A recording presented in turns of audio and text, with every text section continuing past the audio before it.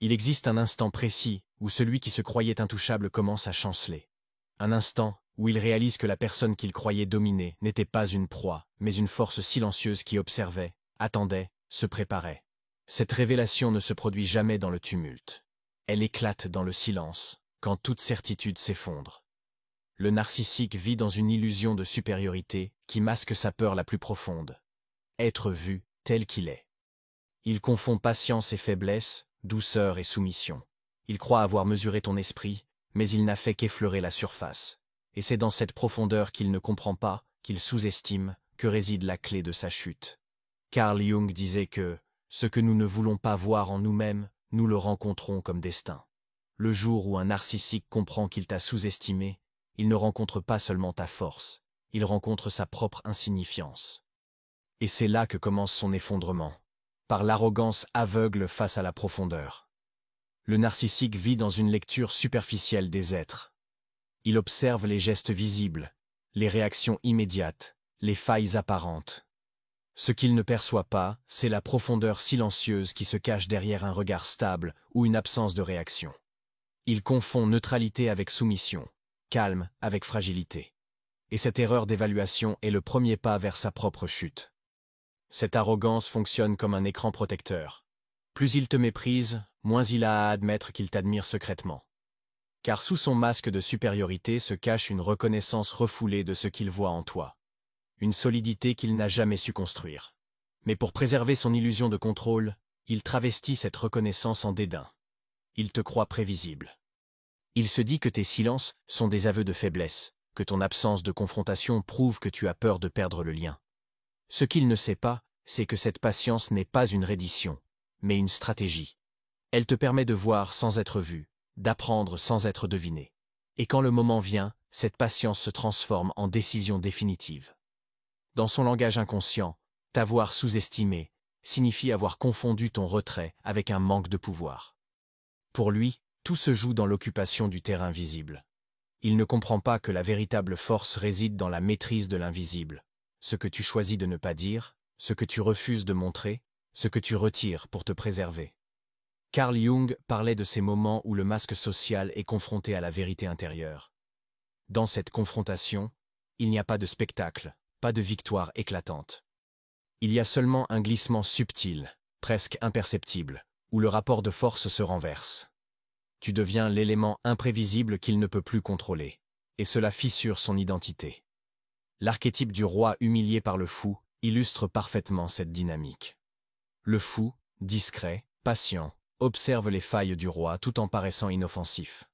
Et quand le roi se croit invincible, un seul geste du fou suffit à déstabiliser tout le royaume. De la même manière, ton mouvement final, celui de te retirer ou de fixer une limite irrévocable, agit comme une humiliation existentielle pour lui. Ce choc est d'autant plus violent qu'il ne l'a pas anticipé.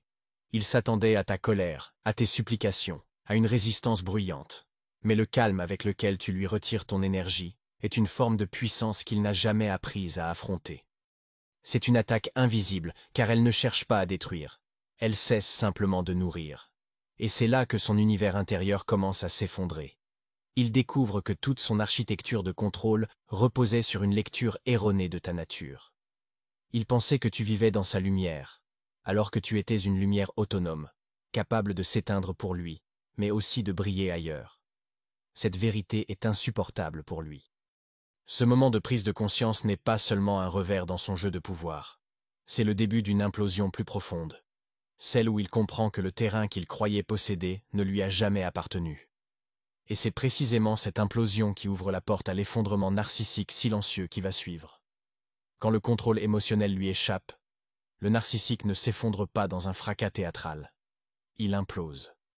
C'est une chute intérieure, invisible pour la plupart, mais dévastatrice dans son monde psychique.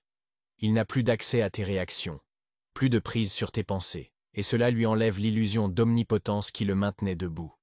Cette implosion commence par une perte d'énergie. Ce qui l'alimentait, ce n'était pas seulement ta présence, mais ta réactivité.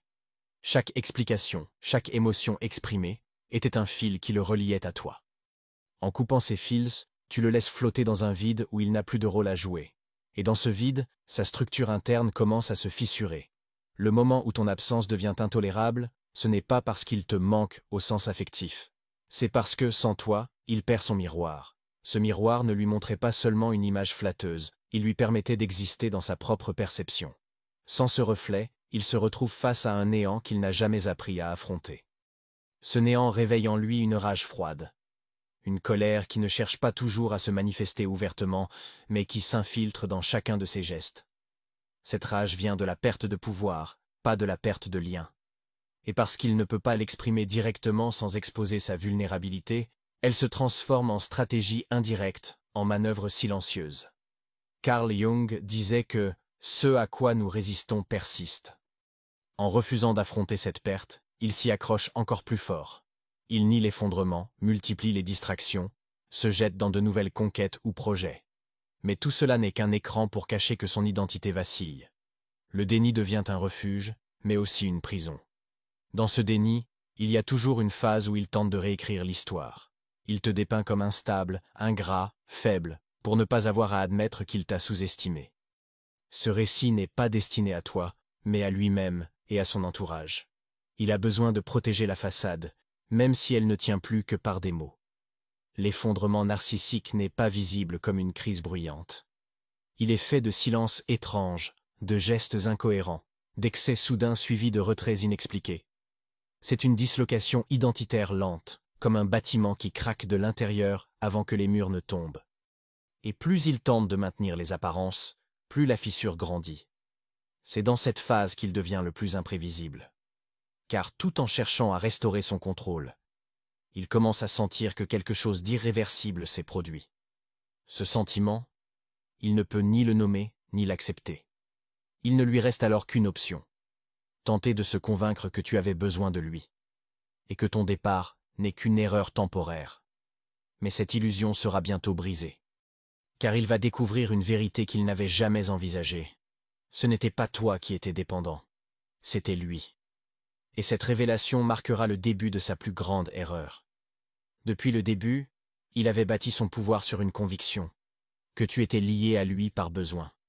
Pas par choix, pas par lucidité, mais par une forme de dépendance émotionnelle qu'il croyait avoir détectée. Il confondait ton attachement avec une faiblesse fondamentale. Pour lui, aimer signifiait forcément être vulnérable. Il n'avait pas compris que ton attachement était conscient et donc réversible. C'est cette confusion qui devient son erreur fatale. Car lorsque tu retires ta présence, il découvre que ce qu'il croyait être une chaîne était en réalité une main ouverte. Une main que tu as simplement refermée, sans bruit, sans drame, et qui s'est retirée. Le pouvoir qu'il pensait détenir se dissout aussitôt, révélant qu'il était le véritable dépendant de cette connexion. Ton retrait silencieux devient alors une leçon brutale. Il réalise que sa supériorité n'existait que tant que tu participais au jeu. Sans ta réponse, sans ta disponibilité, il perd non seulement son influence sur toi, mais aussi une partie de sa propre identité. Tu étais le miroir qui lui renvoyait l'image de son pouvoir. Et en brisant ce miroir, tu lui montres à quel point il n'était rien sans lui. Carl Jung écrivait que « ce que tu méprises aujourd'hui te hantera demain ». Ce qu'il méprisait chez toi, ta patience, ton calme, ta constance, devient précisément ce qui le hante après ton départ. Car il comprend que ces qualités, qu'il jugeait comme de la faiblesse, étaient en réalité les signes d'une force qu'il ne possède pas. Ce renversement est insupportable pour son ego. Il ne peut admettre ouvertement qu'il a besoin de toi. Alors il transforme ce besoin en colère, en sarcasme, en tentative de te faire douter de ta valeur. Mais au fond, il sait que le lien n'était pas une cage pour toi. C'était un refuge pour lui. Et tu as eu le courage de quitter ce refuge quand il est devenu toxique. Ta patience avait été ton camouflage. Pendant qu'il croyait t'observer, c'est toi qui l'analysais, qui repérais ses mécanismes, qui comprenais ses failles. Tu n'étais pas passif, tu étais stratégique. Tu attendais le moment où ta décision ne serait plus réversible. Et ce moment, lorsqu'il est arrivé, a pris la forme d'un départ qu'il n'avait pas vu venir. C'est ici que la relation se renverse totalement. Toi, que l'on croyait accroché, tu deviens la force détachée. Lui, qui se croyait libre, se retrouve attaché à un fantôme, l'idée de toi qu'il ne pourra plus jamais atteindre.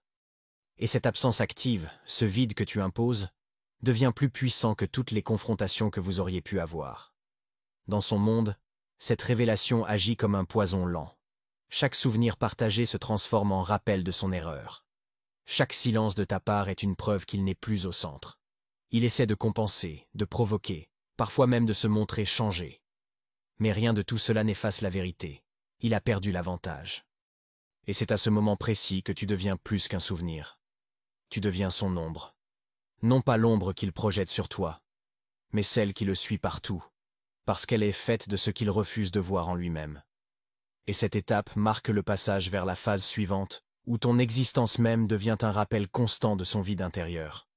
Quand sa projection ne fonctionne plus, il se retrouve face à un phénomène qu'il n'avait jamais envisagé. Tu deviens son ombre. Non pas une ombre soumise à sa lumière, mais une présence invisible et constante qui l'accompagne malgré lui. Cette ombre n'est pas physique. Elle vit dans son esprit, dans les fissures que ton absence a creusées. Elle est faite de lucidité, de rupture et d'authenticité, des qualités qu'il a toujours fuies en lui-même. Il découvre que tu n'es plus une cible, mais un reflet qu'il ne contrôle pas. Et ce reflet est insupportable. Car chaque fois qu'il pense à toi, ce n'est pas la version docile qu'il se rappelle, mais celle qui a dit non et qui est restée sur cette décision. Ce simple fait transforme ton image en un rappel constant de sa perte de pouvoir.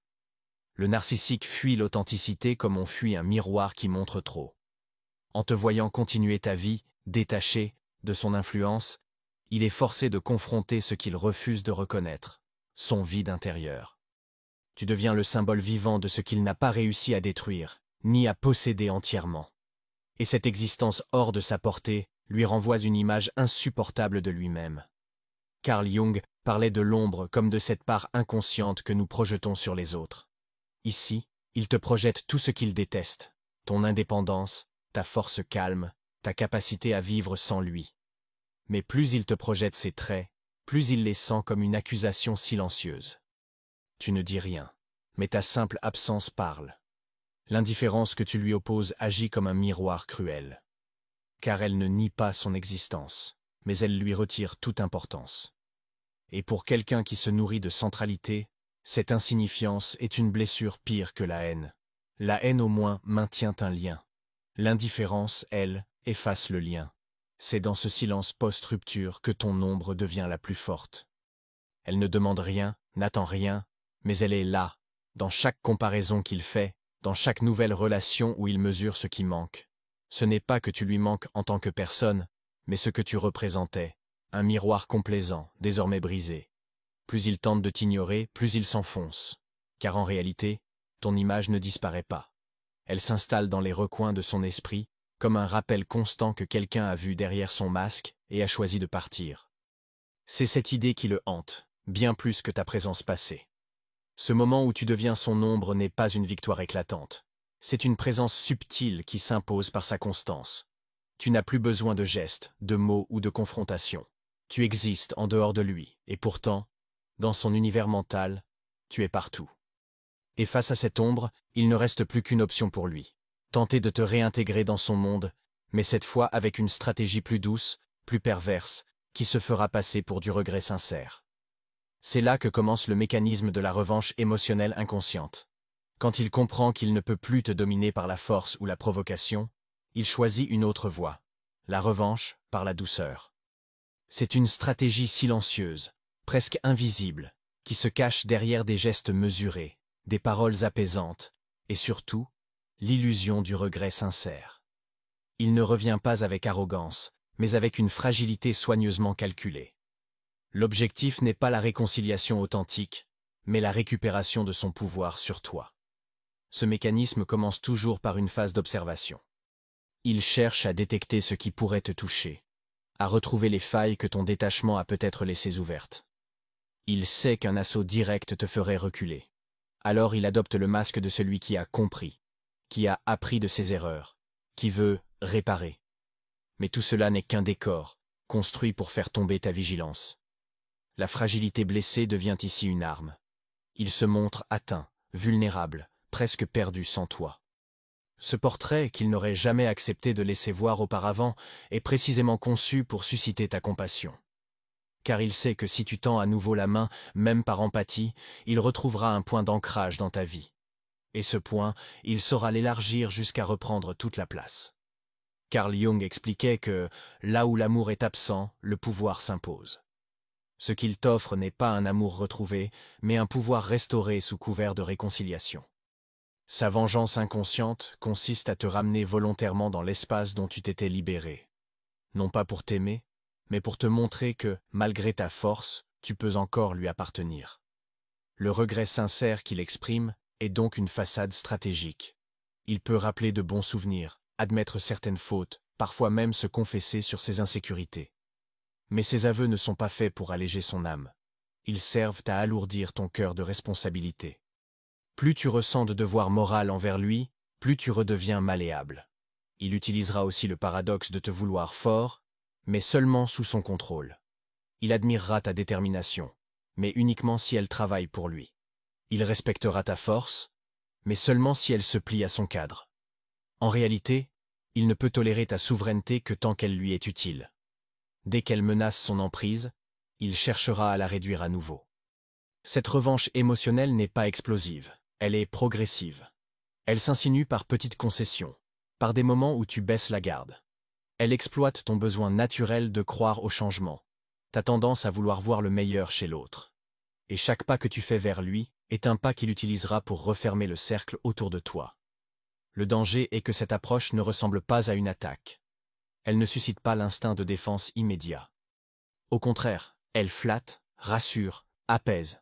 C'est précisément cette absence de conflit apparent qui la rend si efficace.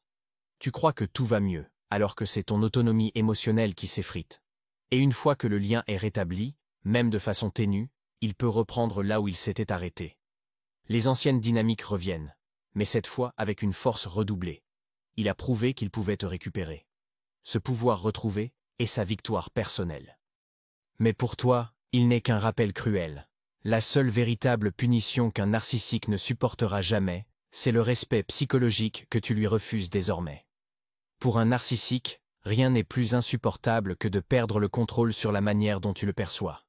Il peut tolérer ta colère, tes critiques, même ton mépris, car tout cela maintient un lien.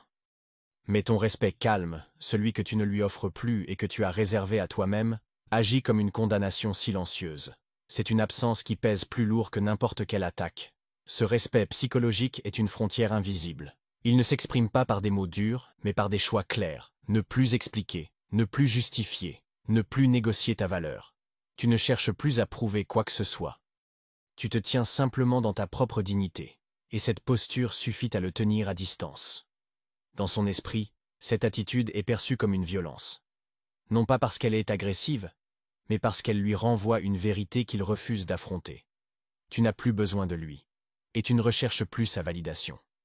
Pour quelqu'un qui s'est construit en étant le centre du monde des autres, cette réalité est un effondrement en soi. Carl Jung disait « Ce que tu retires de l'autre révèle ce que tu reprends de toi ». En retirant ton besoin d'être compris par lui, tu récupères ton énergie mentale et émotionnelle. Tu lui enlèves l'accès à la partie de toi qui alimentait son pouvoir. C'est une coupure définitive, qui ne laisse aucune ouverture à la manipulation. Ton détachement n'est pas une absence émotionnelle, mais une présence à toi-même. Tu continues à vivre, à avancer, à aimer peut-être, mais tout cela se passe hors de son champ d'influence. Il n'a plus de prise sur tes décisions, et cette perte de contrôle est vécue comme une humiliation silencieuse. Le silence post-dignité agit comme une lame symbolique. Ce n'est pas un geste de vengeance, mais il coupe tout espoir de retour. Tu n'entretiens plus le passé, tu n'alimentes plus l'illusion d'un futur commun. Et plus tu restes ferme dans ce silence, plus il comprend que son accès à toi est définitivement fermé. Dans cette posture, tu ne joues plus selon ses règles. Tu n'essaies plus de gagner ou de perdre face à lui, car tu n'es plus dans le jeu. Et c'est précisément ce retrait du terrain qui le déstabilise le plus. Il ne sait pas comment combattre ce qui ne se bat pas, comment contrôler ce qui ne se défend plus. Pour toi, ce respect psychologique est la preuve tangible de ta transformation. Ce n'est pas seulement la fin d'une relation, c'est la fin de l'ancien toi qui vivait dans l'attente de reconnaissance. Ce que tu as reconstruit est à l'abri de ces manipulations, et cette stabilité est ce qu'il ne pourra jamais t'arracher. C'est ici que le cercle se ferme. Ce qu'il craignait le plus n'était pas ta colère ni ton jugement, mais ton indifférence ancrée dans le respect de toi-même. Et cette indifférence, parce qu'elle est calme et définitive, devient la punition qu'il ne pourra jamais réparer ni effacer. Il y a un moment où tout bascule. Ce moment où tu ne cherches plus à être compris, aimé ou validé par celui qui t'a sous-estimé. Ce jour-là, tu retires non seulement ta présence, mais aussi le rôle qu'il t'avait assigné. Tu ne fais plus partie de son récit, et c'est cette absence qui devient sa plus grande défaite. Carl Jung disait que la rencontre avec soi-même est la chose la plus redoutée par l'homme. En te retirant, tu ne lui imposes pas ta colère, mais sa propre compagnie. Tu le forces à regarder ce qu'il fuyait, son vide, sa peur, son incapacité à exister sans spectateur. Et dans ce face-à-face, il n'a aucun échappatoire. Ne pas revenir n'est pas un acte de vengeance, c'est un acte de souveraineté. C'est dire silencieusement « je me choisis ». C'est fermer la porte, non par haine, mais par amour de toi-même. Et dans ce geste simple, tu reprends tout ce qu'il pensait posséder. Ta paix, ton énergie, ton histoire, et tu le gardes, cette fois, pour toi.